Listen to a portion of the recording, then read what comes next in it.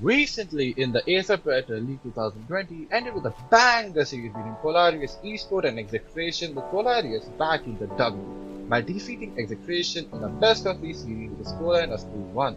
The tournament saw our very own national Indian team, aka Team Revengers, fight it out for the trophy and the crown. However, the stakes were pretty high, and things were certainly not looking good for national champs. So hey everyone, my name is Brian Francis and welcome back to Indian Esports News. Today we are going to talk about what went wrong with Team Revengers in APL 2022. Dota 2 is one of those games which require insane skill both in terms of tactics and mechanics. As far as the Indian competitive ecosystem is concerned, related to Dota 2, well, it's pretty much a down-to-earth score. After the COVID era struck the world, while there's not like a single factor that has contributed to the decline of the popularity for the game in the country, the launch of Valorant seems to have taken a major role in it. Another significant factor that needs to be highlighted is the number of tournaments that took place during the pandemic situation. While deals like Sky Sports and Esports Premier did hold a tournament or two, many of them drifted from the game and it showed lack of interest in it. So, is there a gap in terms of individual skill level between Indian players and international players? Well, to answer that question, Mr. Vivek, one of India's most prominent Dota 2 casters as well as analysts, highlighted a few points. According to him, Indians do not have a low skill as individuals, but Dota is very much a team-oriented game, with a lot more importance on micromanaging decisions.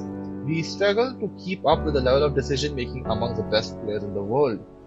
Further adding, he said our Indian players have been between the ranks of 1 to 50 in Southeast Asia leaderboards, which is very impressive when there is a big scene.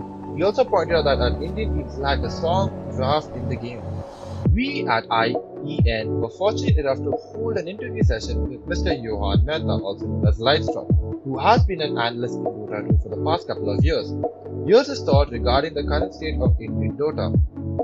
In my opinion, Indian Dota scene is it's weak right now. It's not, and I don't mean this in terms of disrespect to the players or the producers or anybody behind the scenes. It's not that we don't have talent. I think an apt comparison would be that of South America, you know, and not current South America. I'm talking about South America like 3 or 4 years ago, because the South American scene was very similar, where we had a huge population of players who wanted to play the game but weren't getting that opportunity because they had to always play on the North American side. Always ping problems. A similar situation occurs in India as well, where we don't have a ranked server of our own because it was removed in 2017. So we have to decide between playing in Southeast Asia, which is again a big bloodbath of players from all over multiple regions like China, Thailand, Singapore, Philippines, Indonesia, all of that, and then Indian players also trying to make a name for themselves over there. It's just too much of the population is way too much. And then if you're an org that wants to sign a player, you'd want to sign a player that you don't have to pay that much to get there, unless they're like a prodigy, which is very hard to get to. You need that team experience to get there. Individually, you can score a lot of points, but the team experience, it's a little bit of lacking. And that's where Southeast Asia, they rarely experiment with Indian players. So another and the only other option is Europe. But Europe, as you know, is again like very crowded, and like everybody wants to go to Europe now this year. So that's a little bit of an insider thing. I should probably not say that. I don't think the fan base is really strong over here, because as per my knowledge, I don't know a lot of Dota people that would watch Indian Dota again.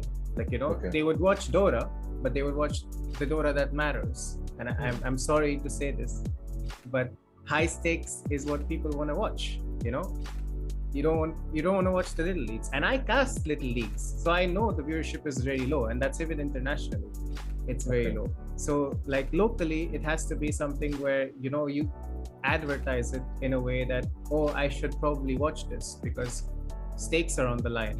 You know, there's some so what my suggestion would be is to get in touch with orgs that would otherwise advertise it on their Twitter pages or sponsor you for these smaller leagues and make it matter. a little bit more. I know that it's hard. I do understand because I've been in that position where you have to make a team and you have to go for qualifiers and stuff, and it's just it doesn't work out. And when it doesn't work out, it just feels like you should just pack it up and leave.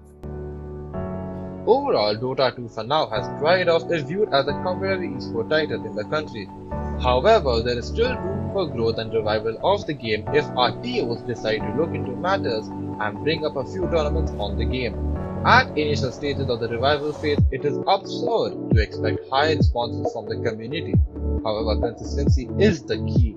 Sky Esports recently announced their Sky Esports Championship 4.0, where they will be hosting a Dota 2 tournament spanning across South Asia as well as Southeast Asia. The top teams from the region will play in a LAN environment in Mumbai.